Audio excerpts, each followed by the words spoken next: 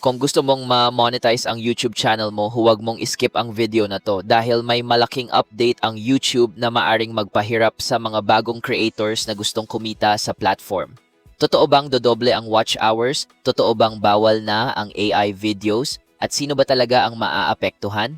Sa video na ito, isa-isahin natin para malinaw sa ating lahat. Welcome back to my channel. Kung bago ka pa lang sa aking channel, ang channel na ito ay tumutulong sa mga YouTube creators na mapalago ang kanilang channel sa pamamagitan ng tips, tutorials, and ating YouTube promotion live streams. Kaya kung gusto mong mag-grow ang iyong channel, huwag kalimutang mag-subscribe at pindutin ang notification bell. Ngayon ay pag-usapan natin ang pinakamahalagang bahagi ng update. Kamakailan ay inanunsyo ng YouTube ang mga pagbabago sa YouTube Partner Program or YPP. Ang update na ito ay nakatuon sa mga bagong creators na gustong ma-monetize ang kanilang YouTube channel sa mga susunod na taon.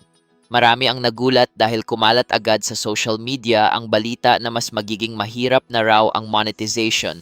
Pero ang tanong, totoo ba ito? Ang sagot ay oo. Ngunit may mahalagang detalye na dapat maintindihan. Hindi lahat ng creators ay maaapektuhan.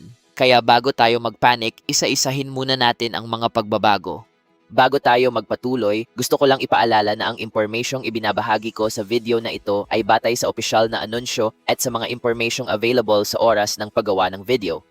Kung maglalabas ang YouTube ng mga bagong update or pagbabago sa kanilang policies, maaari ring magbago ang ilan sa mga detalye na ating tatalakayin. Bago ang update, kailangan ng isang creator ng 1,000 subscribers at alinman sa dalawang requirements. Una, 4,000 valid public watch hours sa loob ng huling 12 buwan o kaya naman ay 10 million valid shorts views sa loob ng 70 araw. Ngunit simula sa bagong requirement para sa mga bagong aplikante, magiging 8,000 public watch hours na ito or 20 million shorts views. Ibig sabihin, halos doble ang kailangang maabot ng mga bagong creators. Kaya kung plano mong magpa-monetize ng channel mo, mas magandang magsimula ka ng seryoso habang maaga pa.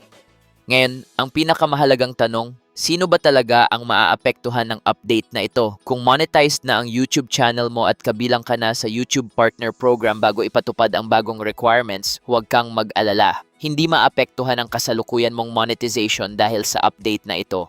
Ang bagong requirements ay para lamang sa mga creators na mag-a-apply pa lang sa YouTube Partner Program kapag nagsimula na ang bagong patakaran. Kaya kung hindi ka pa monetized at balak mong kumita sa YouTube, mas magandang magsimula ka ng mag-focus sa paggawa ng quality content at pagbuo ng iyong audience. Tandaan, habang mas maaga kang magsimula, mas malaki ang pagkakataon mong maabot ang requirements bago maging mas mahirap ang proseso. Isa pa sa pinag-uusapan ngayon ay ang tungkol sa AI-generated content. Marami ang nag-aalala na baka ipinagbabawal na ng YouTube ang paggamit ng AI. Pero ayon sa mga inanunsyo ng YouTube, hindi nila ipinagbabawal ang AI mismo. Ang gusto nilang mabawasan ay ang mga content na paulit-ulit, mababa ang kalidad o halos walang sariling ambag ng creator. Sa madaling salita, kung gumagamit ka ng AI bilang tool para makatulong sa paggawa ng script, pag-edit, o pagbuo ng ideas, wala itong problema. Ngunit kung ang buong video ay halos kinopya lang o walang original na value para sa viewers, mas mahigpit na itong susuriin ng YouTube. Kaya ang pinakamahalagang tandaan ay gamitin ang AI bilang katuwang sa paggawa ng content, hindi bilang kapalit ng iyong sariling creativity at effort. Sa huli, ang tunay na hinahanap ng YouTube ay mga video na nagbibigay ng halaga sa mga manonood. Para malinaw lang, hindi ibig sabihin nito na bawal ang AI. Ang mahalaga ay may original na value ang content mo at sumusunod ito sa mga guidelines ng YouTube.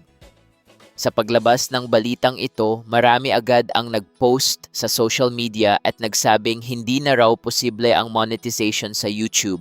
Pero hindi ito ang buong katotohanan. Totoo, natataas ang requirements para sa mga bagong creators kapag ipinatupad na ang bagong patakaran.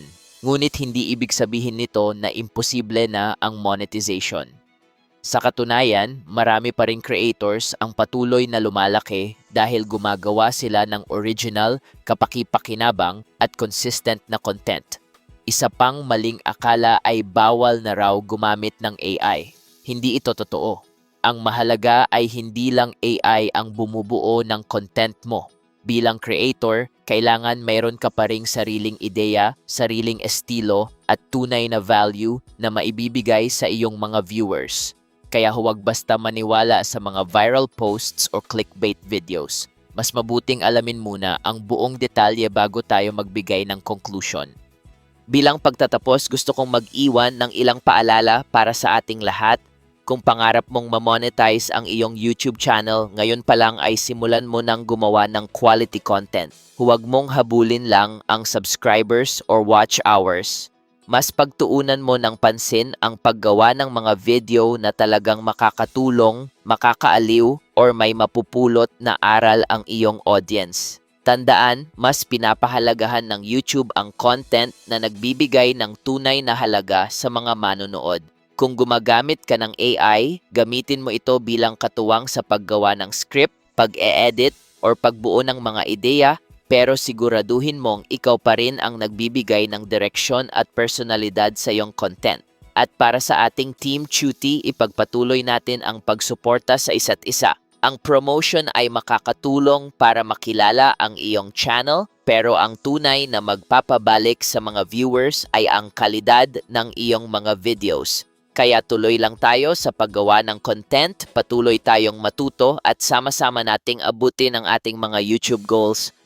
At iyan ang mga mahahalagang dapat ninyong malaman tungkol sa pinakabagong YouTube update. Kung may plano kang mag-monetize ng iyong YouTube channel, huwag kang panghinaan ng loob. Mas mahalaga pa rin ang paggawa ng original, quality, at valuable content para sa iyong audience. Ngayon naman, gusto kong marinig ang opinion ninyo.